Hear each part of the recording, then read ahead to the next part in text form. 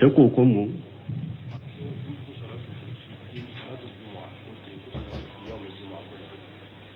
ko salatul juma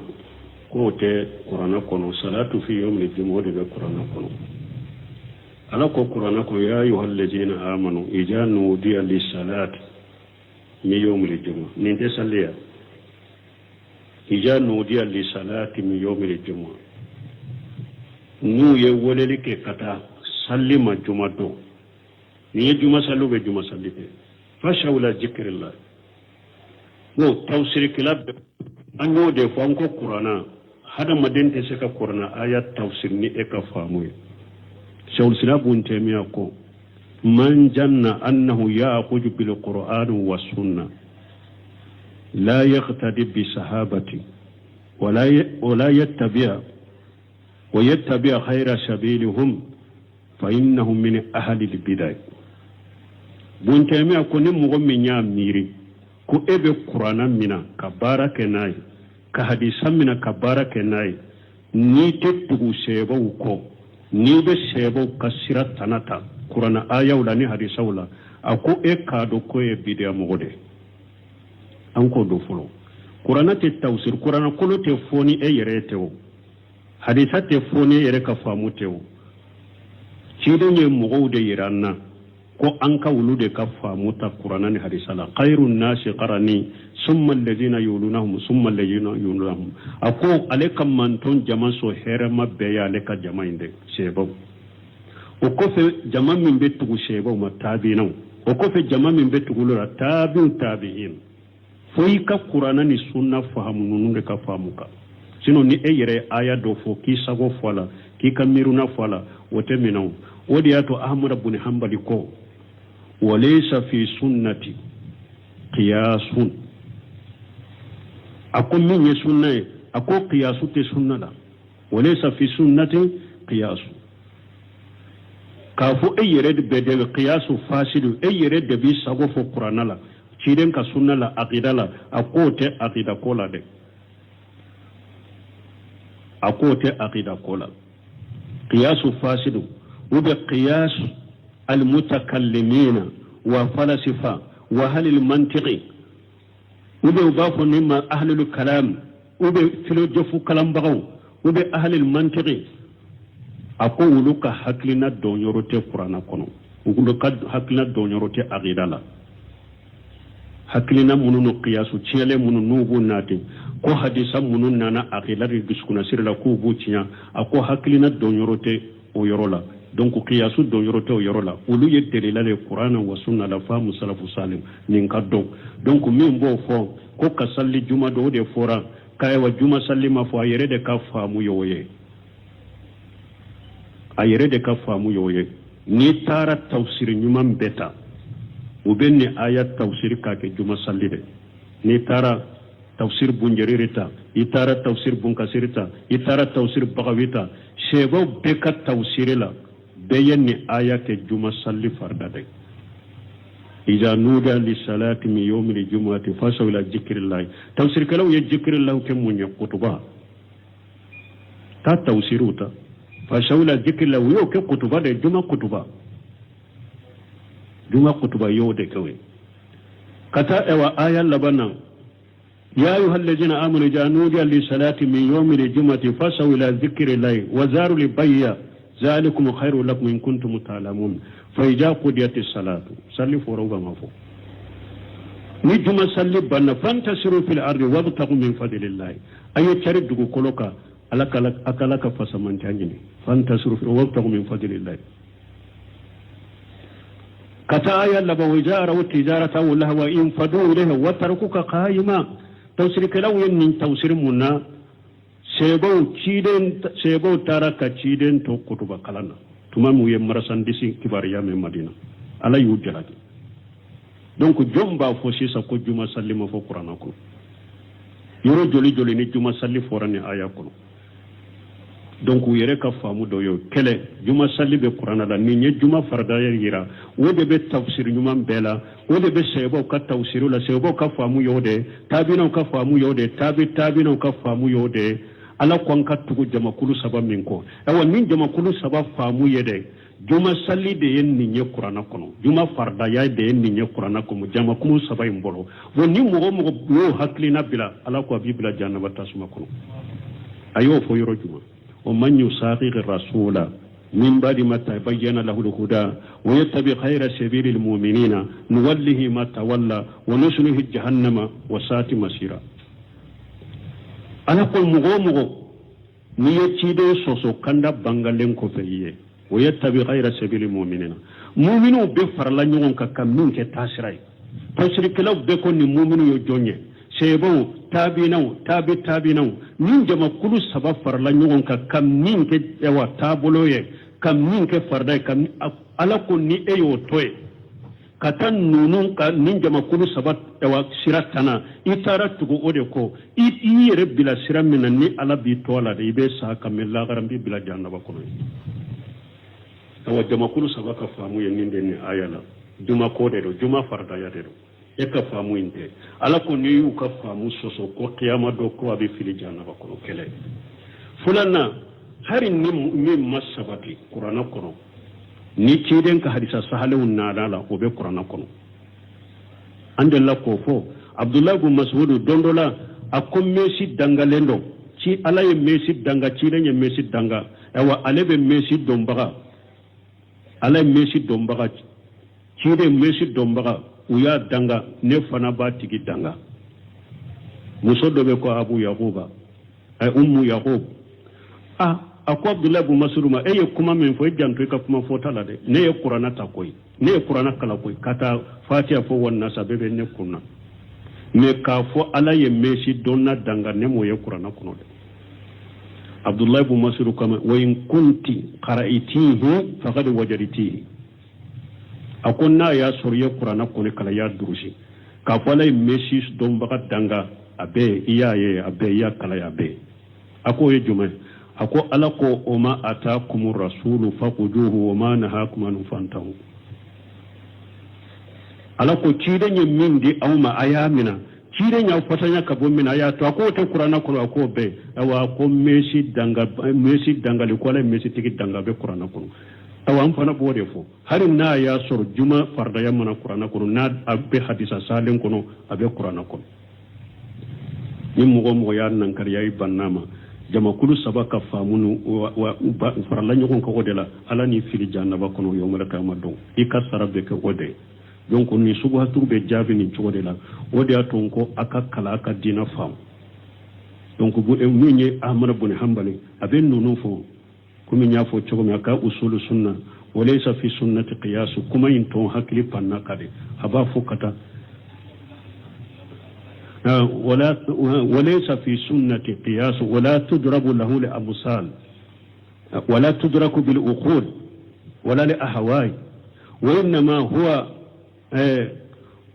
هو الاتباع وإنما هو الاتباع التوبة نيناناكو أكو قياس فاسد السنة كنو ولا تضرب له لأمثال ifin misali fo sunna la fana de aw ko ala kote aw ko ciden kote ewa anin nimbe far anin nimbe chogodi aw ko ala kote anin nimbe chogodi ko misali ta qur'ana kono de wala tudraku bil uqul misaliyat sunna kono aqida misaliyat kono ko fo be fendo misale nin kera nimbe nini akota kono de wala tudraku bil uqul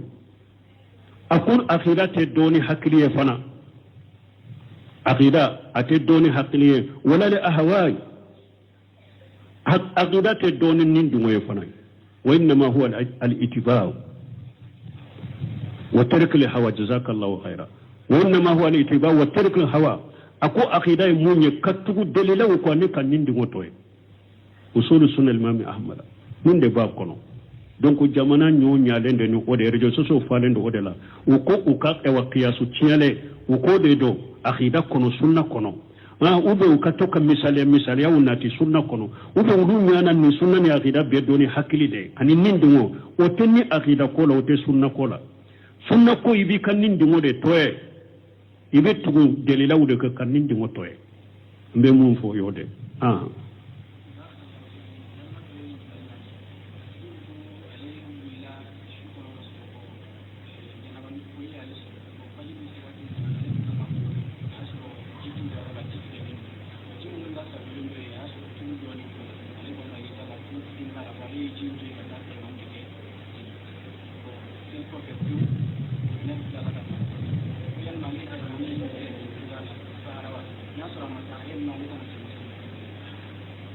ko doko ale be wuli e ko fajiri ko ale wuli a y'a sɔrɔ rubinu tigilen don han ma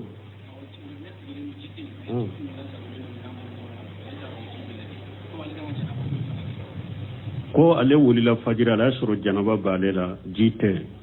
mais ji minnu maralen bɛ minɛnw kɔnɔ a y'a sɔrɔ ji dɔ bɛ tulu bɔ la dɔɔnin ko ale y'o o ji tɔ ye ko a ye tayamamu kɛ ka salli o kɔfɛ orobinɛw nana yala a bɛ sago salli kan wa i ka salli tiɲɛlen don ji fɛn sɛnɛma tɛ ji tiɲɛ bara fo n'a ye ji tɔgɔ bɔ a la n'a y'a sɔrɔ ji in kɛra tulu de ye sa a bɛɛ kɛra tulu de tulu donna la fo n'u ye ji in ye u b'a fɔ nin ye tulu de ji tiɲɛna o la mais k'a fɔ tulu y'a ɲɛ yɛlɛma dɔrɔn fɛn sɛnɛma a tɛ ji tiɲɛ a bara fo a ka ji ka mankutu bɛɛ minɛ a la a ka ji kasa yɛlɛma a ka ji damu yɛlɛma a ka ji ɲɛ yɛlɛma n'a ye fɛn sɛnɛma n'a ye ji ka mankutu saba bɛɛ minɛ a la de ji tiɲɛna mais ni fɛn sɛnɛma ye ji ka mankutu kelen de minɛ a la ji in sɛnɛlen de don i bɛ kɔnna yɛrɛ ji in sɛnɛlen don a sɔbilen tɛ donc u ye tayamamu min kɛ ka nin ji sugu tɔ ye i ka salli ma saha sage i ka janaba ko i ka sage i ka salli kan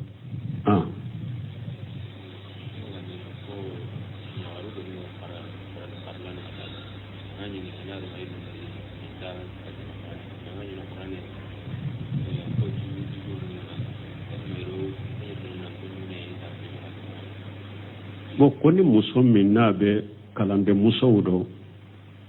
donc u bɛ n'u dɔnna kalo bɔ la u tɛ se ka kuranna yɛrɛ ta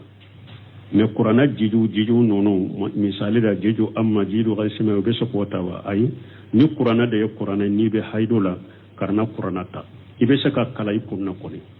kuranna yɔrɔ min b'i kunna hali n'i bɛ hayidu la ou bien i bɛ bange joli la kuranna yɔrɔ min b'i kunna i bɛ se ka kala i tɛ bali kuranna kala na muso hayidu tɔ ani bange joli tɔ kuma sahalenw na i tɛ bali kuranna kala na i bɛ se ka kuranna kala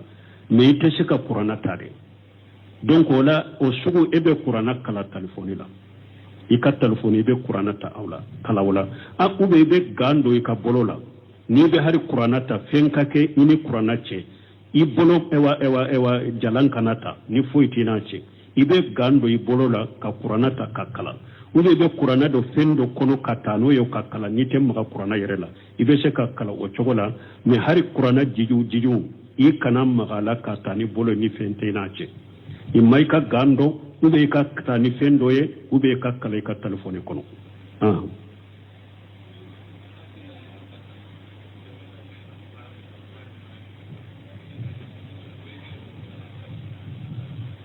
bon ko ni banni kɛra e ka karamɔgɔ wele ka jama fara ɲɔgɔn kan u ka kuranna jigi pour a baraji ka se su ma ko o tɛ bɛn mais min banna a denw yɛrɛ bɛ se ka sigi ka kuranna kala ka baraji di fa ma ba anw tɛ fɛn dɔ ka ciden bɔ an tɛ kuranna valeur dɔ ka ciden bɔ min bɛ su nafa kiyama an t'a dɔ ka ciden bɔ ciden ko ja ma ta ibn adama in qata amalu illa min salas sadaqatun jariya aw ilmu yuntafau bihi aw waladu salihu yad'u lahu ciden ko ni su bana hadamaden fatura i ka baara bɛ tigɛra diɲɛ kɔnɔ baara si tɛ diɲɛ kɔnɔ min bɛ se ka e nafa fo baara saba i ye sadaqati minnu kɛ n'u ka baraji bɛ boli kɔfɛ o baraji bɛ s'u ma ou bien n'i ye wa dɔɔni nafama tɔ diɲɛ kɔnɔ kitabu nafama ye mɔgɔw kala ka dɔɔni nafama tɔ i kɔfɛ diɲɛ kɔnɔ o baraji bɛ s'i ma ou bien n'i ye den ɲuman tɔ n'a bɛ dugawu k'i ye ciden tɛ kuranna dɔn a m'a fɔ ou bien n'i ye den ɲuman tɔ n'a bɛ kuranna kala ye a ko bɛ n'i ye den ɲuman to n'a bɛ dugawu k'i ye i fa bannen kɔfɛ bangebaga bannen kɔfɛ min b'a nafa ka tɛmɛ fɛn bɛɛ ka diɲɛ kɔnɔ o ye dugawu de dugawu k'a ye mais kuranna kala hali ni i yɛrɛ siginna ka kuranna kala ye bato de ye i ka kuranna kalan k'i yɛrɛ ye i ka dugawu kɛ bangebaga ye hali den ka sigi ka kuranna kala ko i b'a baraji se i sugu ma dɔɔnikɛbaw ka kuma sahalen da lesiri t'a la a tɛ se a ma bidiya don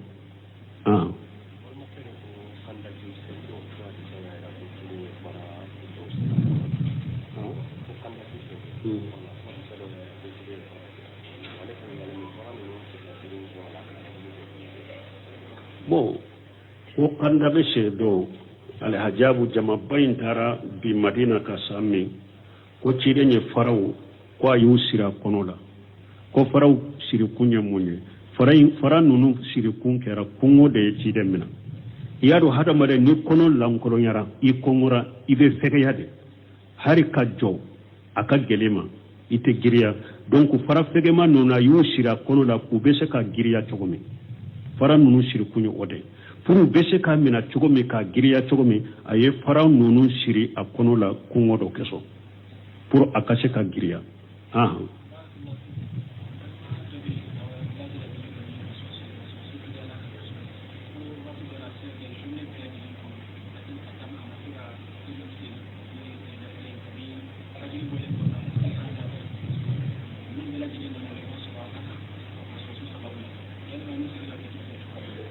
ko an balima do wasu bala setane wasu bala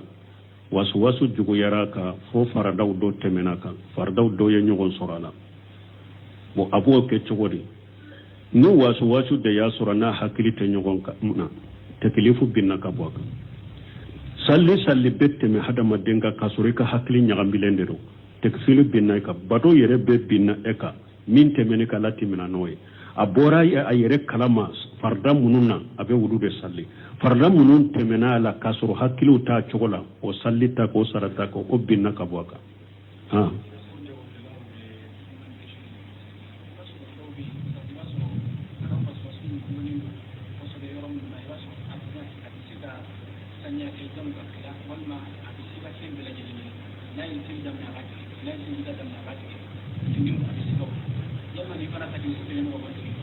bon comme mo mi fana ba sura wasu seniya de te se ka dafa bolo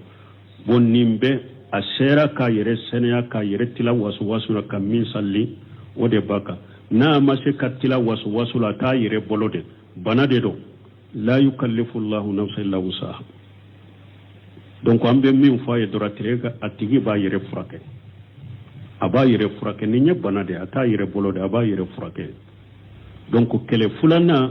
ambe folo ke munye no wasu chugu sana ka jugu ya doni ke ba ko na yisoro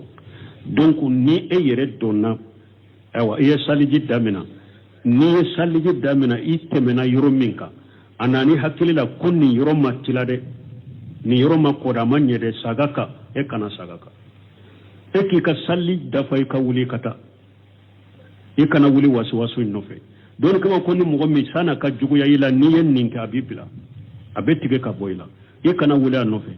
ni saliji dana ni man ni saliji manya e kana sagiaka continue ka sali ka wuli kata ni salli de ke akon ni salli manya kana sage sallinka ta ikabarala ni yen ninke abibila donc ko fe min ya auzu billahi minash shaitanir rajim wulu chayani ajikaru nonu wulu fodi chayani qur'ana kala o ko fe fura dagale munumbe ibe uluke donc ibe wulu ko ki yere furake mais sunu ni bana inde kera sababu ye ebe bana inde bolo iti yere bolo shetane urodo idde sera fuka salli min salli ube ye salli min salli a chogo manya mais bana do iti yere sagola la yukallifu Allahu nafsan illa wusaha donc ni numbe be do ewa isera kam min ke chogo mi ube mina ni ma se kam min ke chogo mi ni e yere ti sagodo iti yere bolo de ala ti mina no we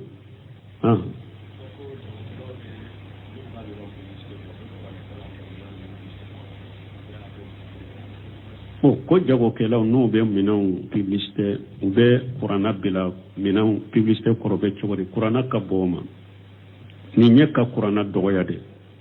qur'ana te mo shika jago mina publicité fenye donc yi kana qur'ana bila koro haramu do atebe alaka koma de qur'ana ka bo kana qur'ana dogoya ko ebi ka jago fe publicité ne we kana qur'ana bila koro doni ke ko ni nye qur'ana dogoya lede ani ka qur'ana haiba anaka valere ko voila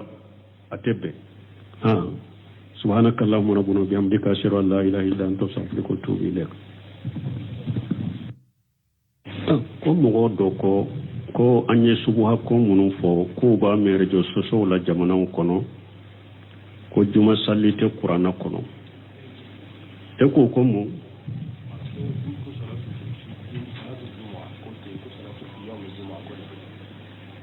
ko salatul juma كوتي قرآن كونو صلاة في يوم الجمعة دي قرآن كونو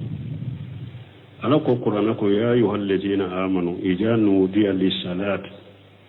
من يوم الجمعة ننتي صليا إذا نودي للصلاة من يوم الجمعة نو يولي لك كتا صلي ما جمعة دو ني جمعة صلو بجمعة صلي فشاول ذكر الله نو توسير كلاب أنو دي فانكو قرآن هذا مدين تسكا قرآن آيات توسير ني إكا فاموية شاول سلاب ونتمي أكو من جن أنه يأخذ بالقرآن والسنة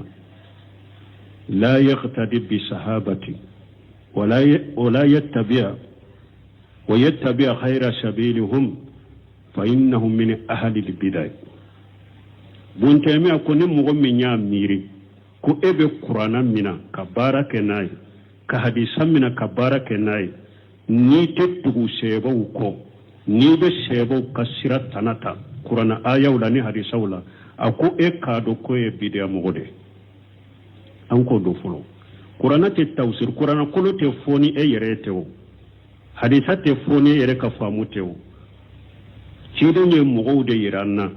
ko an ka wulude ka famuta qur'ana ni hadisala khairun nasi qarani summa alladhina yulunahum summa alladhina yulunahum ako aleka manton jaman so herema be ya aleka jamainde sebo o ko fe jaman min betu sebo matabina o ko fe jaman min betu lura tabi'in foi ka qur'ana ni sunna fahamu nunde ka famuka sino ni eyere aya do fo ki sago fola ki kamiruna fola wote minaw wodi ato ahmad ibn hanbali ko وليس في سنتي قياس أقول من سنة أقول قياس سنة لا وليس في سنتي قياس كافو أي رد بدل قياس فاسد أي رد بيساقو في القرآن لا شيرين كسنة لا أقيدة لا أقول تي أقيدة كولا دي أقول تي أقيدة كولا قياس فاسد وبقياس المتكلمين وفلسفة وأهل المنطق وبيضاف مما أهل الكلام وبفلسفة كلام بغو وبأهل المنطق أقول لك حكلنا دونيروتي قرآن كونو أقول لك حكلنا دونيروتي أغيدالا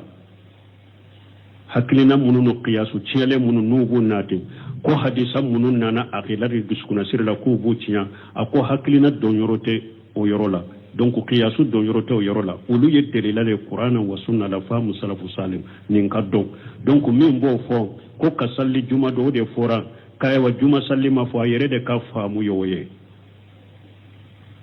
ayere de ka famu yoye ni tara tafsir nyuma beta ubenne ayat tafsir ka ke juma salli de ni tara tafsir bunjeririta itara tafsir bunkasirita itara tafsir bagawita shebo beka tafsirila beyenni ayate juma salli fardade iza nuda li salati min yawmi al-jum'ati fasaw ila dhikrillah tafsir kalaw ya dhikrillah kam mun yakutuba ta tafsiruta fasaw ila dhikrillah yo ke kutuba de juma kutuba yo de kawe kata ewa aya labana يا أيها الذين آمنوا إذا نودي للصلاة من يوم الجمعة فاسعوا إلى ذكر الله وذروا البيع ذلكم خير لكم إن كنتم تعلمون فإذا قضيت الصلاة صلوا فروغا مفو نجم صلي بنا فانتشروا في الأرض وابتغوا من فضل الله أي تشرب دغو كلوكا أكلك فسمن تانجني فانتشروا في وابتغوا من فضل الله كتا آية لبا وجارة والتجارة واللهوة انفدوا إليها وتركوك قائما توسير كلاو ينين توسير منا سيبو تارك تشيدين تو كتب كلانا تمامو يمرسان ديسي كباريا من مدينة على يوجلات donc jomba fo sisa ko juma salli ma fo qur'ana ko yoro joli ni juma salli forane aya ko donc yere ka famu do yo kele juma salli be qur'ana la ni nye juma farda yira wode be tafsir nyuma bela wode be sebo ka tafsiru la sebo ka famu yode tabina ka famu yode tabina ka famu yode ala kon ka tugu jama kulu saba min ko awa min jama kulu saba famu yede juma salli de yen ni nye qur'ana kono juma farda ya de yen ni nye qur'ana ko jama kulu saba imbolo woni mo yo haklina bila ala ko bibla jannaba tasuma kono ayo fo yoro juma o man yusaqiq rasula من بعد ما تبين له الهدى ويتبع خير سبيل المؤمنين نوله ما تولى ونصله جهنم وساءت مصيرا أنا قل مغو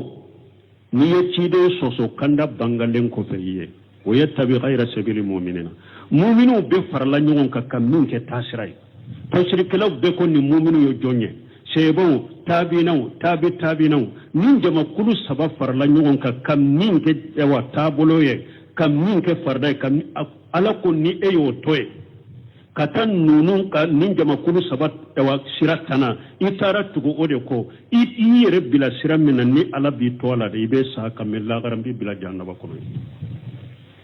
awa jama kulu sabaka famu yen ninde ni ayala duma ko de do duma farda ya de do e ka famu inde ala ko ni yu ka famu soso ko qiyama do ko abi fili jannaba ko kele fulana harin ni